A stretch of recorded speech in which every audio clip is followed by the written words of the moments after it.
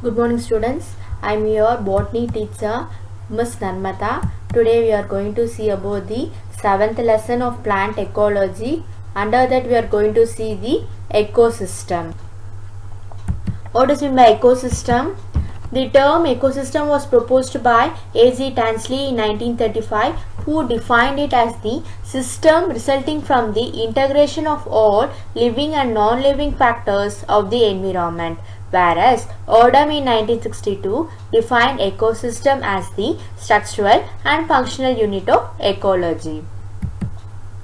We are going to see the structure of ecosystem.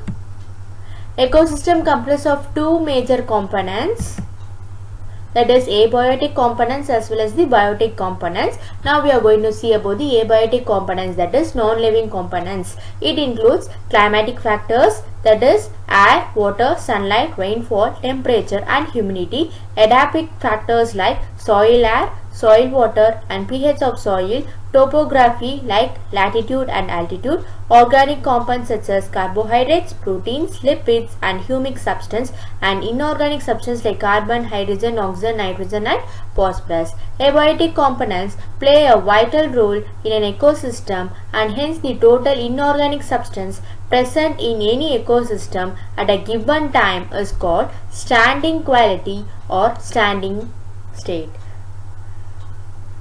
I repeat again, abiotic components play vital role in any ecosystem, and hence the total inorganic substance present in any ecosystem at a given time is called standing quality or standard state.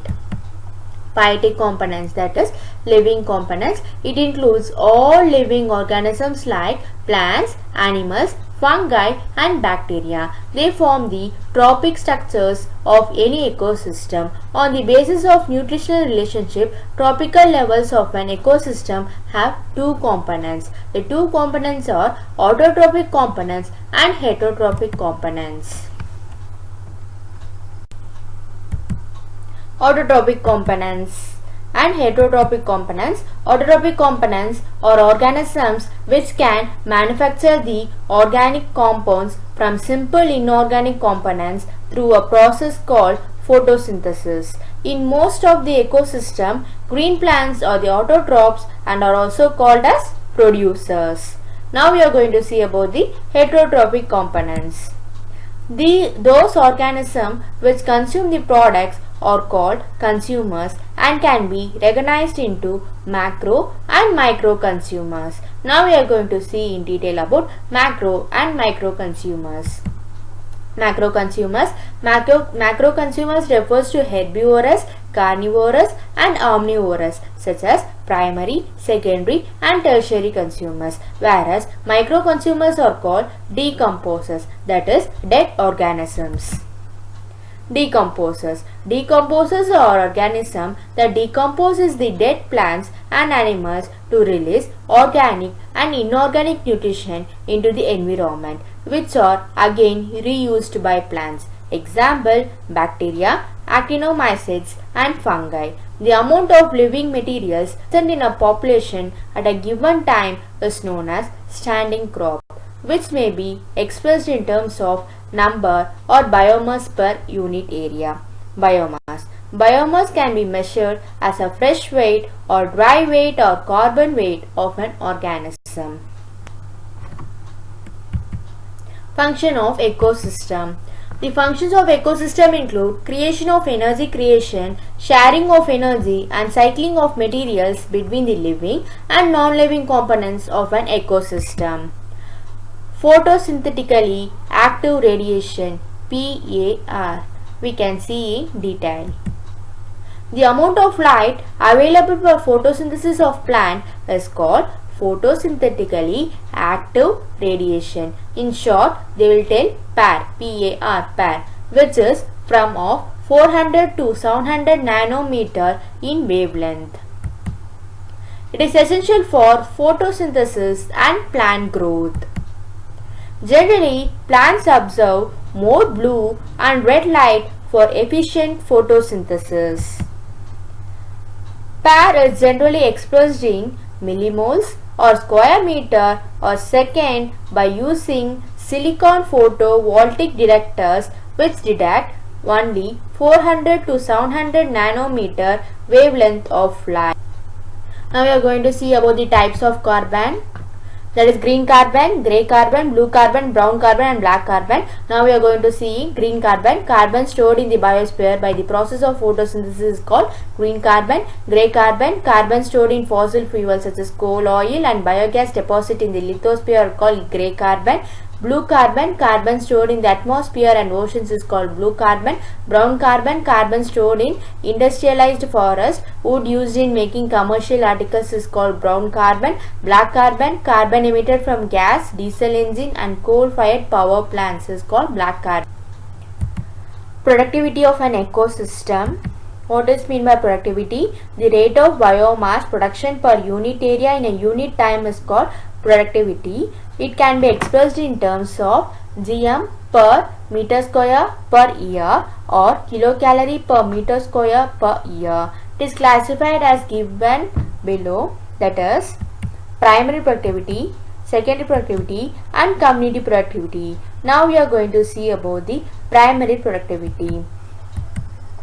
The chemical energy or organic matter generated by autotrophs during the process of photosynthesis and chemosynthesis is called primary productivity. It is the source of energy of all organisms from bacteria to human. Under the primary productivity, they are divided into gross primary productivity, that is GPP. The total amount of food, energy or organic matter or biomass produced in an ecosystem by autotrophs through the process of photosynthesis is called gross primary productivity. Next, net primary productivity, that is NPP. The proportion of an energy which remains after respiration loss in the plant is called net primary productivity. It is also called as apparent photosynthesis. Thus, the difference between GPP and respiration is known as NPP. In short, they have given formula like this. You see, NPP equal to GPP minus respiration. If you want to know about the GPP, you want to take it left side, that is GPP equal to NPP plus respiration is called as GPP. Secondary productivity. The amount of energy stored in the tissue of heterotrophs or consumer is called secondary productivity. Under that, we are going to see about the gross secondary productivity. It is equivalent to the total amount of plant material is ingested by the herbivorous minus the material lost as species. Next, net secondary productivity. Storage of energy or biomass by consumers per unit area per unit time after respiration loss is called net secondary productivity. Next, we are going to see about the topic of community productivity. The rate of net synthesis of organic matter by a group of plants per unit area per unit time is known as community productivity. Factors affecting primary productivity. The primary productivity depends upon the plant species of their photosynthetic capacity, and it also depends upon availability of nutrition, solar radiation, precipitation, soil type and topographic factors like altitude, latitude and direction and other environmental factors. Concept of tropical level in an ecosystem, that is Greek word, that is tropic equal to food or feeding. A tropic level refers to the position of an organism in the food chain. The green plants, that is producer, occupying the first tropical level T1 are called producers. The energy produced by the producers is utilized by the plant eaters, that is herbivorous. They are called as primary consumers and occupy the second tropical level, that is T2. Herbivores are eaten by carnivores which occupy the third tropical level. They are also called as secondary consumers or primary carnivores. Carnivores are eaten by the other carnivores which occupy the fourth tropical level. They are all called tertiary consumers or secondary carnivores. They are called as T4 level. Some organisms which eat both plants and animals are called omnivorous. Example, crow. We also can say the human beings. See children, now we are going to see the diametric representation of tropical level. Under that we are going to see that is first tropical level T1, which is called as producers. Under that it comes the autotrophs, that is the plants, and second tropical level T2, primary consumers. Under that comes the herbivore, that is rabbit. The third tropical level T3, second consumer, that is primary carnivore, that is snake. And the fourth tropical level tertiary consumer, which is called a secondary carnivore, that is the eagle. And these plants and animals will be eaten by the omnivore called as crow.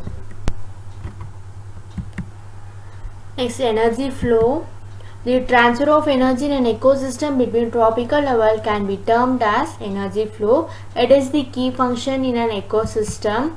Energy flow is always unidirectional in an ecosystem. In this diagram you can see the diametric representation of energy flow, that is the sun is getting the energy, plant is getting the energy from the sun and heat is transferred to the herbivorous, then it goes to the carnivorous.